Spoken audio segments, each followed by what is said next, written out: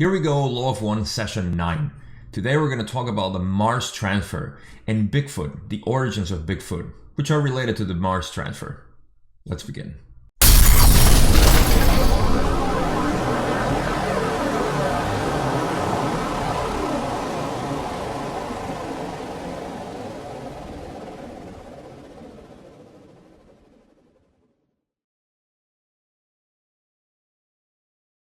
Alright, to begin, remember we came from session 8 where it was mostly the secret space program, and Don was a little confused about this, all the information that he got, and he was unsure that he wanted to keep asking questions about this because Ra told him that it had nothing to do with the Law of One, and it was what they call transient information, which is nothing that we can take out into our spiritual growth, and rather just like events that happen in our current space-time, as he calls it.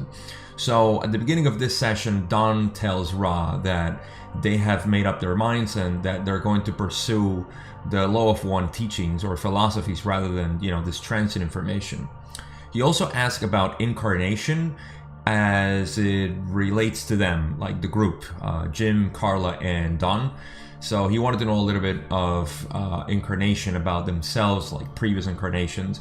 To this, Ra responds like, yeah, we can give you some information that is harmless, but we can't give you too much because one of the teachings about reincarnations or previous incarnations is that you don't want to get caught in your previous lives because they kind of interfere with the distraction here of who you were and the things that you did. So, while I guess it's cool to know who you were in the past, and a lot of people have found out, it's not really that much relevant for spiritual growth because it's something that you already did and you don't want to carry that stuff. So after that, he asks something about healing that Ra also responds like, use your best judgment. We don't guide, we only give lessons. And I love that part, that Ra is always giving that type of information, saying that I cannot tell you what to do, but I can tell you what works and what doesn't.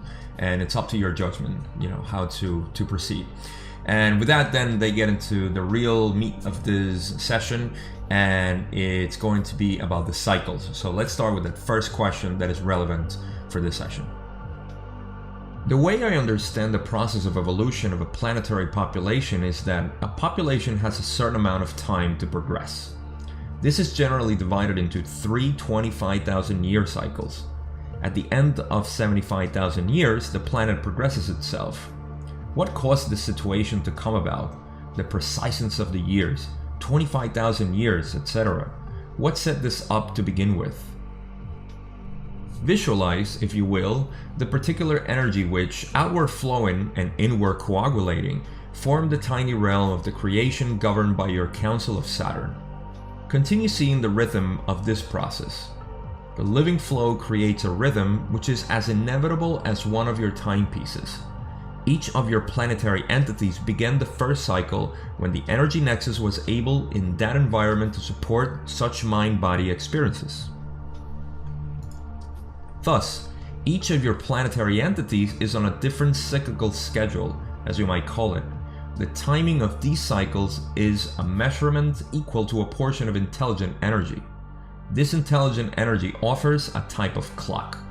The cycles move as precisely as a clock strikes your hour. Thus, the gateway from intelligent energy to intelligent infinity opens regardless of circumstance on the striking of the hour. Alright, so first, let's dissect the question that Don was asking. He wanted to know about the cycles, specifically the 75,000-year cycles and how they are created. To this, Ra responds that it's just like an inherent part of the creation of the solar system, and that at the moment of the creation, then the planetary spheres go through the different cycles of what we know of densities of consciousness and how these entities are being created. That's why he says that every entity is in its own schedule, meaning first, second, third, and now fourth density, which we're transitioning into.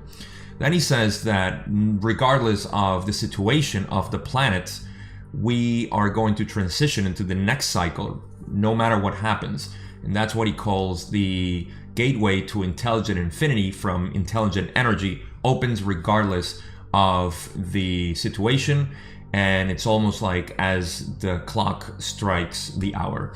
So that's it in that regard. Again, he's only explaining how the cycles begin and how they end, and that's basically it.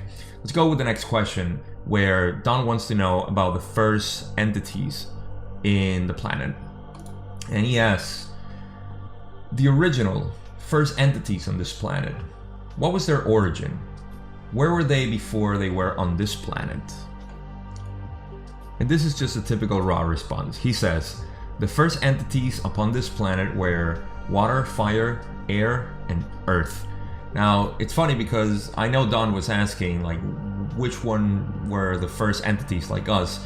And just to explain really briefly what he means is that these are first density entities, and these are the ones that form matter.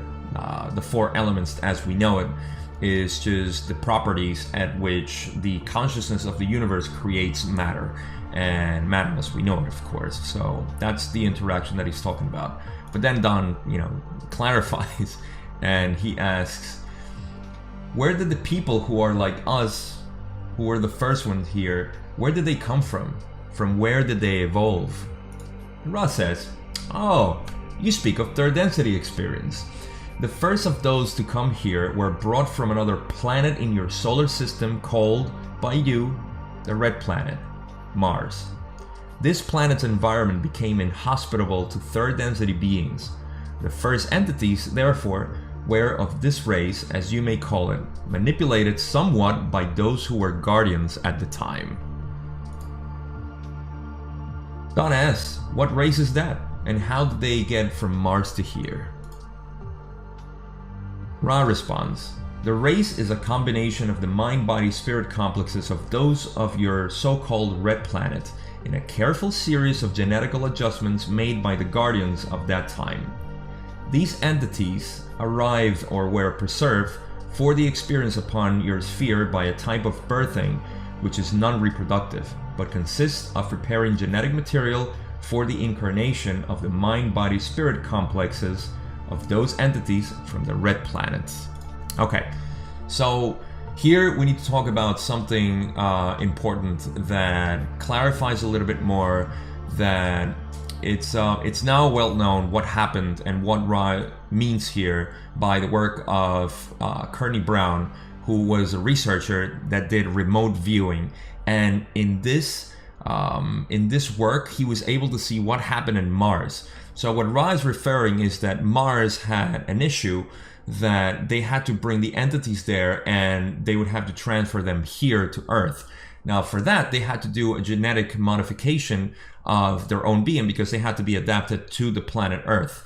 And it's interesting that the way he words this out, he says that it was they were transferred here in a non-reproductive sort of birthing, which means that, as far as I know, in the literature that got Dr. Brown in this, was that this type of modification was done almost like to transfer the soul from one body to the next one. So they created a body that was able to withstand everything here on Earth, and then they transfer the soul into it. So that's why they call it non-reproductive. It was a transfer of soul. And that's what he's explaining here. And they came from Mars. So again, let's just keep going with what Don asks next. And he says, then I'm assuming what you're saying is that the Guardians transferred the race here after the race had died from the physical as we know it on Mars. Is that correct? Ra says this is correct. He goes on to ask, the Guardians obviously were acting with an understanding of the Law of One in doing this. Can you explain the application of the Law of One in this process? Ra says, the Law of One was named by these Guardians as the bringing of the wisdom of the Guardians in contact with the entities from the Red Planet, thus melding the social memory complex of the Guardian race and the Red Planet race. It, however, took an increasing amount of distortion into the application of the Law of One from the viewpoint of other Guardians. And it is from this beginning action that the quarantine of this planet was instituted. For it was felt that the free will of those of the Red Planet had been abridged. Now, again, Ra is just explaining what happened when the transfer was done by the people who started the transfer. And those who started the transfer were the guardians, those who are here to protect us and to guide the process of evolution. And it's the same was that's transferred, well, I can't say it was the same was, but it was part of the Confederation who transferred the same group of entities that transferred from Maldek to here. And one of the cool things that they say here is that they, because of this, it was considered by other guardians, other entities in the Confederation, that there was a disruption of free will.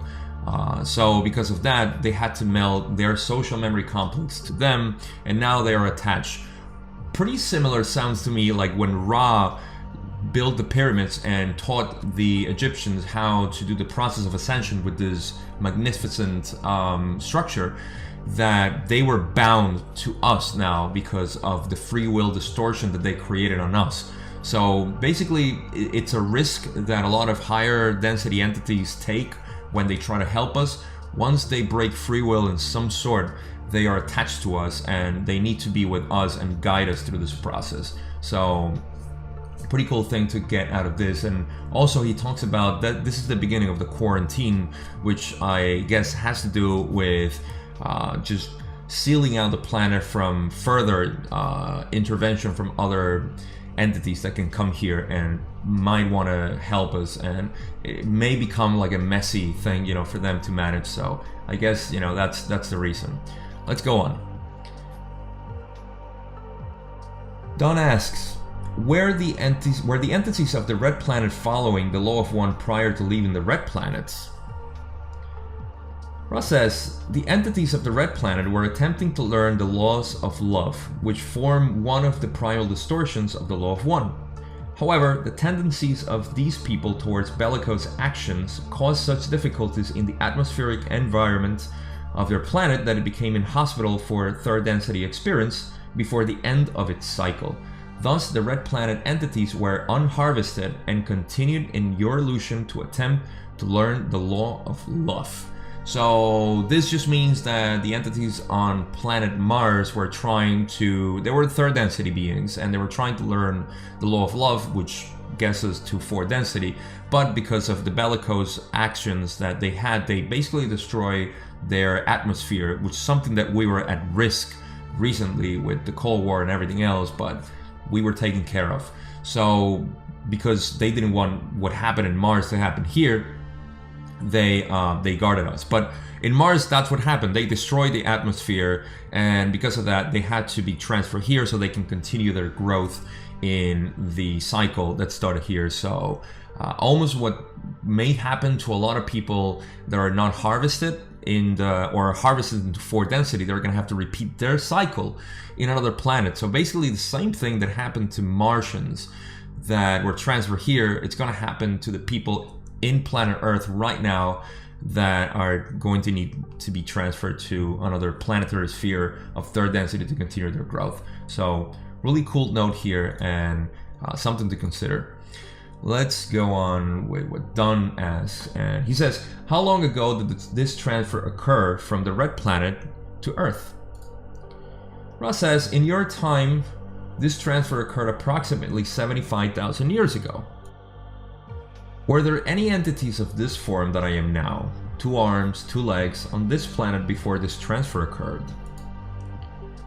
There have been visitors to your sphere at various times for the last 4 million of your years. Speaking approximately, these visitors did not affect the cycling of the planetary sphere. It was not third density in its environment until the time previously mentioned. So really cool note here. Don is asking again if before the transfer, and you know, he's talking about before the 75,000 years, so probably 100,000 years. I know in Don's mind, he was thinking about the evolution of, like, say, primates into humans. And Ra goes like, yeah, 4 million years ago, there have been people like you with 2 arms and legs. But he's referring to just visitors, entities from third density, possibly 4-2, that came here just to hang out because the planet was beautiful or whatever other reason they had. And, you know, they've been just visiting like a tour. And this is still happening, by the way. despite the quarantine, it seems like it still happens now and then. But the point is that they came here, and yes, they were visiting, but not in the question that he was asking. And that's why he says, like, Ra is saying, like, they didn't interfere with, the third density, because third density wasn't here, actually, with the cycles. And that's what he means, with third density wasn't available at that time. So I thought it was just a curious note that Don is asking, and he clarifies, so let's go into that.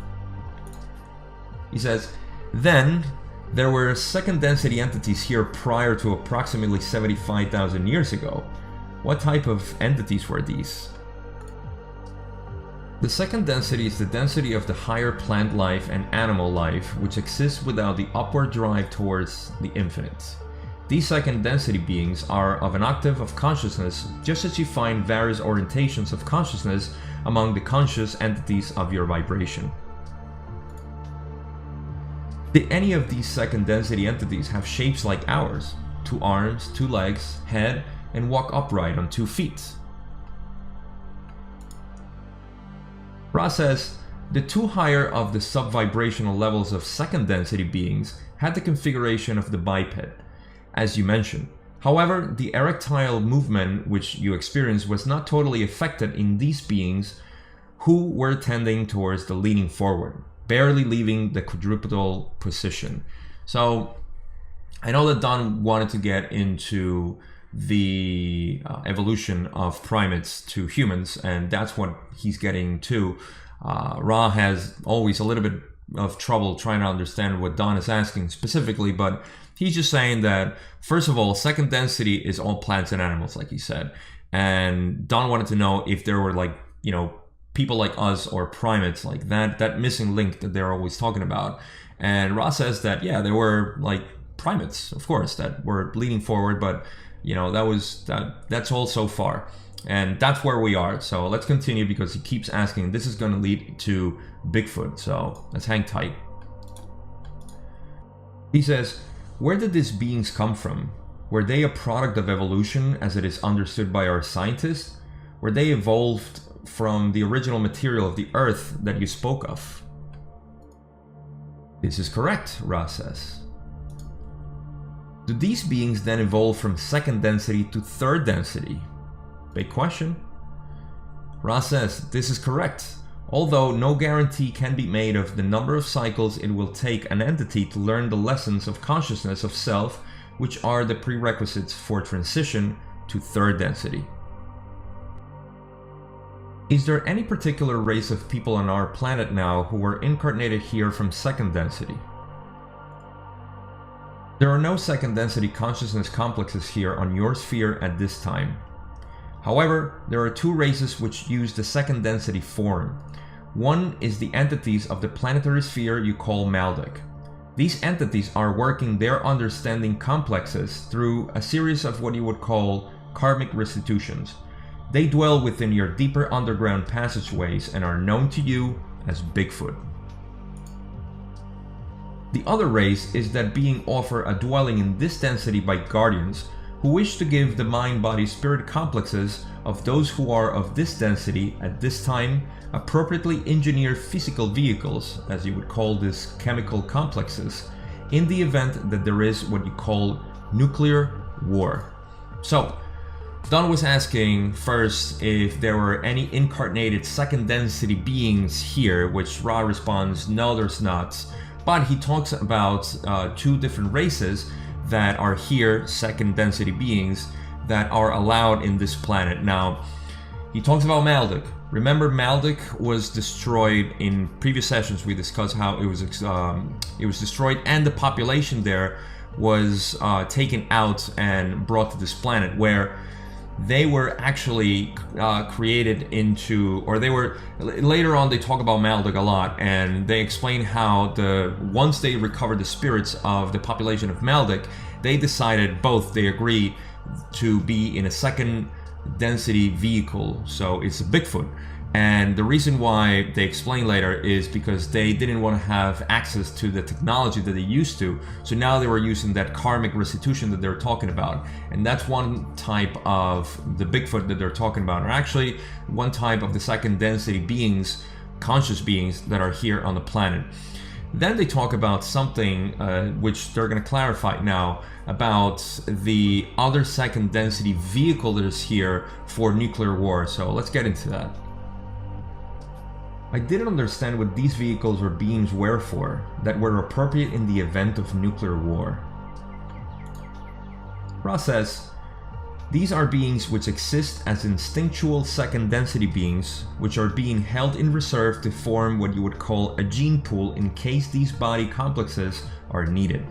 These body complexes are greatly able to withstand the rigors of radiation, which the body complexes you now inhabit could not do.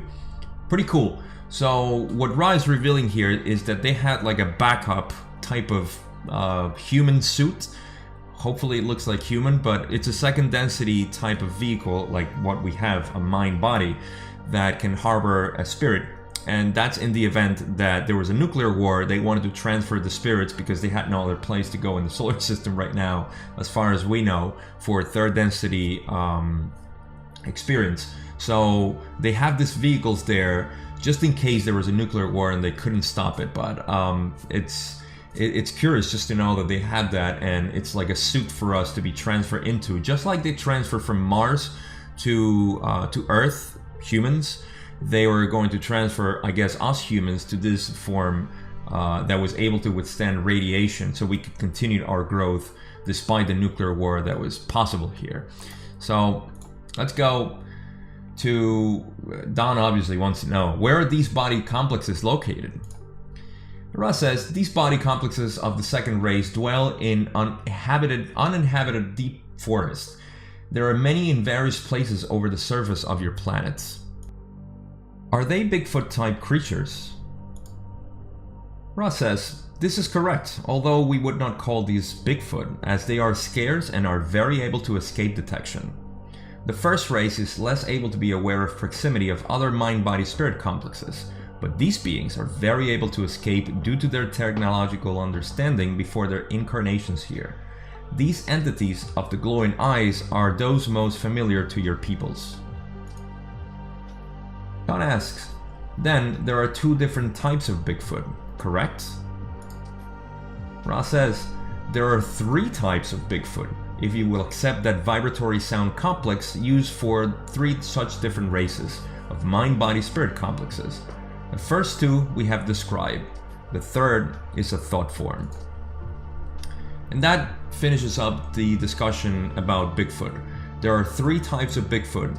The first one seems to be the one from Maldek, which they allowed here to finish up their karmic pay off that they had to do for their ascension. They do say in future sessions that there are very few of them already. And they have been doing their work independently from us. And there's also another one which they brought here as a gene pool in case we needed that type of body, which is a lot more resistant to radiation in case of a nuclear war. And the third one is a thought form. So there you have it. That's the origin of Bigfoot from three different sources, as we would call it. And I like that Ra says, we wouldn't call it Bigfoot, but if you want to call it that, that's fine, I guess.